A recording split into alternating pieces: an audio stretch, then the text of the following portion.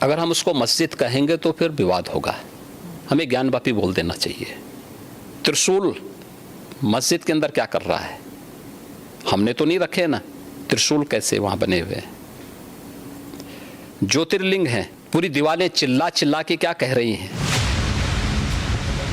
बात सिर्फ आस्था या भावनाओं की नहीं है, बल्कि न्याय की है। इतिहास में सनातनियों के आराध्य आदि विश्वेश्वर के साथ हुए अन्याय को न्याय में बदलने की है।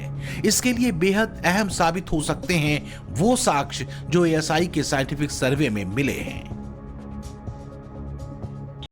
मुस्लिम पक्ष ज्ञानवापी विवाद पर एएसआई के सर्वे से लेकर वाराणसी कोर्ट के आदेश तक पर असहमति जताता रहा है।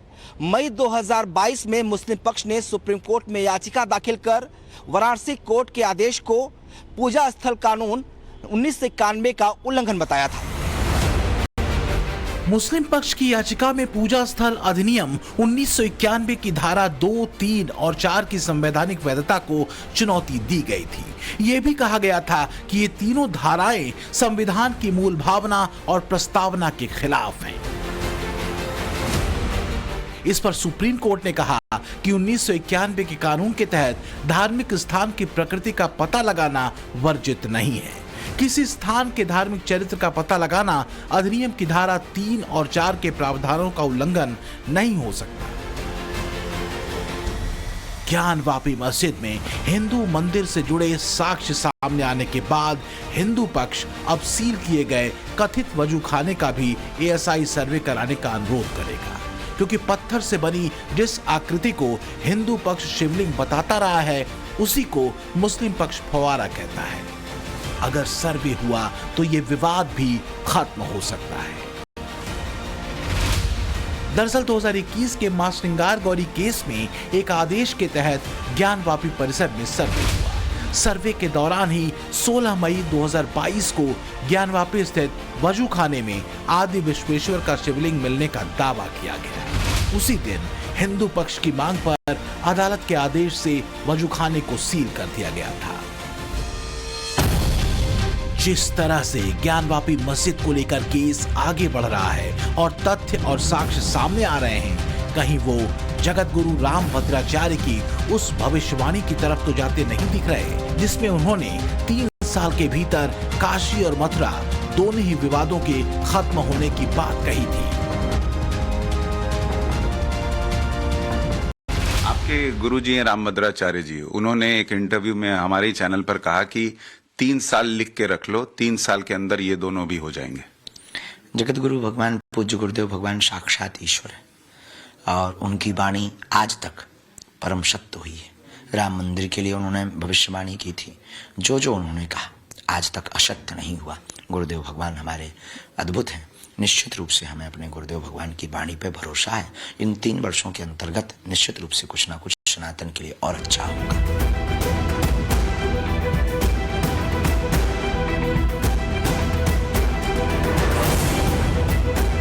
अयोध्या काशी के सूत्र पर उम्मीदें मथुरा को लेकर भी बंधी हैं, क्योंकि हलचल कृष्ण जन्मभूमि को लेकर भी तेज है। इसे लेकर भी कानूनी लड़ाई तेज है और कदम वही हैं जो अयोध्या काशी की न्याय की लड़ाई में उठाए गए हैं। हिंदू पक्ष का दावा है कि अगर यहां भी एएसआई ने सर्वे किया तो दूध का दूध और पानी का पानी हो जाएगा। 14 दिसंबर 2023 को इलाहाबाद हाईकोर्ट में हिंदू पक्ष ने याचिका दाखिल की। हिंदू पक्ष के वकीलों ने शाही ईदगाह के एएसआई सर्वे की मांग की थी। दावा किया गया कि श्री कृष्ण का जन्म स्थान कथित मस्जिद के नीचे है। वहां कई ऐसे साक्ष्य हैं जो मंदिर से जुड़े हैं।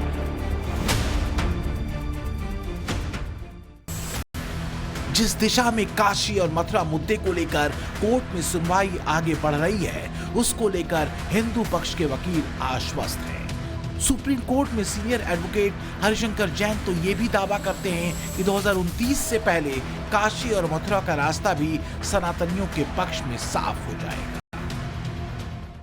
मैंने कहा था पहले भी, वो आज रिपीट कर रहा हूं फिर, कि 2029 के पहले काशी और मथुरा दोनों हमको मिलेगा, दोनों जगह भव्य मंदिर बनेगा और मोदी जी के हाथों दोनों जगह शिलान्यास भी होगा और प्राण प्रतिष्ठित मंदिर का भी इस्टेब्लिशमेंट होगा। ये वो दूसरा दावा है जिसका आधार आस्था से आगे तर्क और साक्ष्य का है, और ज्ञानवापी सर्वे में मिले साक्ष्य पूरी तस्वीर साफ कर रहे हैं। हालांकि ज्ञानवापी मस्जिद की तरह ही शाही ईदगाह के एएसआई सर्वे को लेकर मुस्लिम पक्ष अड़ा हुआ है। किसी भी सूरत में मुस्लिम पक्ष सर्वे नहीं होने देना चाहता। इलाहाबाद हाईकोर्ट ने तो अदालत की निगरानी में शाही ईदगाह के सर्वे को लेकर सर्वे आयुक्त नियुक्त करने के आदेश दे दिए थे, लेकिन मुस्लिम पक्ष ने इसके खिलाफ सुप्रीम कोर्ट का दरवाजा खटखटाया। सुप्रीम कोर्ट ने शाही ईदगाह के सर्वे पर रोक लगा दी, लेकिन श्री कृष्ण जन्मभूमि मामले की सुनवाई हाईकोर्ट में चलती रहेगी। सत्य को छुपाया नहीं जा सकता। जो सच्चाई है वो आएगी, और ये सही में अब त्रेता युग की शुरुआत हो रही है। भगवान राम सिर्फ अयोध्या नहीं आएंगे, बल्कि भगवान राम घर घर में आए हैं, और अब सत्य की जीत होगी। जो सत्य होगा वो सामने आएगा। श्री कृष्ण जन्मभूमि और शाही ईदगाह मस्जिद का विवाद भी करीब 350 साल पहले औरंगजेब के ही अधर्म काल से जुड़ता है, जब चुन चुन कर सनातन आस्था के अहम केंद्रों पर हमले किए गए, उन्हें खंडित किया गया। मौजूदा दौर में पूरा विवाद 13.37 एकड़ जमीन के मालिकाना हक को लेकर है। इस जमीन के 11 एकड़ में श्री कृष्ण मंदिर है। 2.37 एकड़ हिस्सा शाही ईदगाह मस्जिद के पास है। हिंदू पक्ष यहां श्री कृष्ण जन्मभूमि होने का दावा करता है।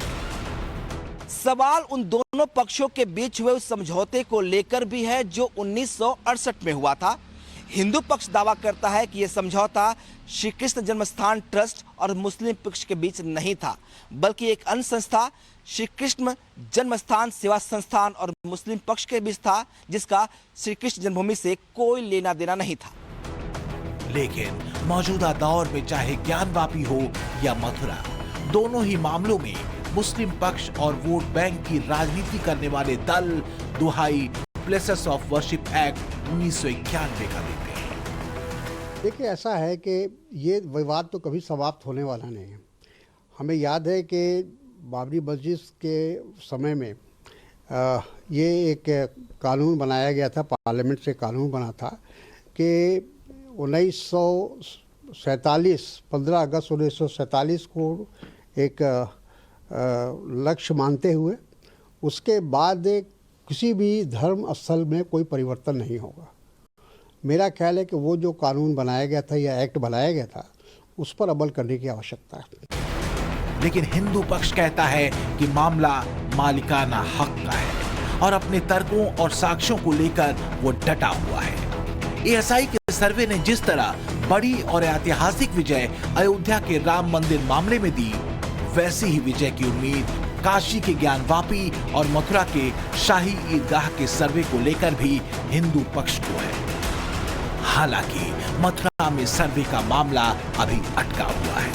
दूसरी तरफ विपक्षी पार्टियां इस पूरे मामले को दूसरे चश्मे से देखती और दिखाती हैं। ये इसलिए कर रही है सरकार क्योंकि चरम सीमा महंगाई है, बेरोजगारी है, किसान की आय दोगुनी नहीं की, किसान से पैसा लेकर के ये विकसित भारत योजना चला रहे थे। तो अपनी नाकामी छिपाने के लिए सरकार ऐसे ही कदम उठाएगी। इसीलिए मैंने कहा कि हमारा जो ताना बाना है भाईचारे का, एकता का ताना बाना है, उसको तोड़ने की साजिश है। तो क्या औरंगजेब का मंदिर तोड़कर मस्जिद बनाना और इससे आगे वोट बैंक की राजनीति के लिए ऐसे तथ्यों को छुपाना भाईचारे को बढ़ाने का कर्म था? जो भी हो, पर अयोध्या में राम जन्मभूमि पर रामलला के दर्शन कर सनातनी आह्लादित हैं। वहीं काशी से आई रिपोर्ट भी उत्साहजनक है। ऐसे में 3 साल या 2029 तक अगर काशी मथुरा चमक जाए तो आश्चर्य नहीं। Bureau report, times now.